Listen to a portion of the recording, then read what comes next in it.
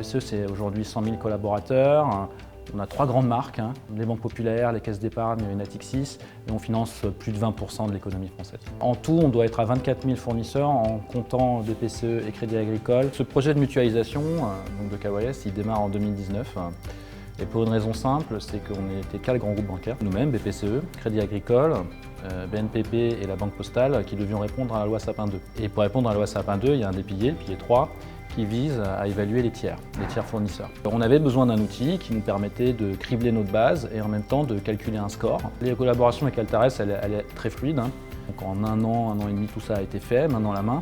Et aujourd'hui, c'est un outil qui est indispensable à notre activité, puisqu'en fait on crible tous nos fournisseurs tous les jours avec. Il est interfacé à notre outil de procurement, ce qui permet à nos acheteurs d'avoir l'information en temps réel. Et c'est un partenariat qui dure, parce que ça fait depuis 2019 qu'on travaille avec Altares, maintenant avec le Crédit Agricole, qui nous a rejoint sur cette plateforme. Il y a une grande fonctionnalité qui est le paramétrage de bout en bout du score. On est quand même sur un score basé sur 5 critères: le pays, le risque de secteur d'activité, la présence de PEP ou d'entreprises publiques, les presses négatives. Donc ça veut dire que n'importe quel client qui va sur la plateforme Altares peut adapter son score selon sa cartographie des risques propre. La deuxième chose, c'était de pouvoir ajouter les bénéficiaires effectifs qu'on collecte. Les avantages pour un partenaire d'intégrer cette solution, elles sont multiples. On parle de partenaires financiers, donc banque et assurance. Le premier évident, c'est qu'on va partager les analyses. On va gagner en efficacité opérationnelle puisqu'on a des fournisseurs communs.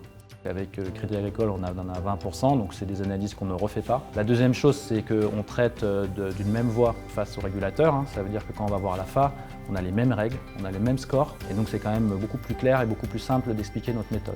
Et puis également, on est quand même sur une veille réglementaire très forte, puisque ensemble, on est capable de mieux anticiper, on va dire, les futures évolutions réglementaires. Quand on traite la corruption, on traite également le risque de réputation, puisqu'il y a des signaux forts, des signaux faibles. Les signaux forts, c'est évidemment favoritisme, mise en examen, etc. Il y a des signaux faibles aussi, sont de type anti-competitive issue, de type éthique, droits de l'homme, etc.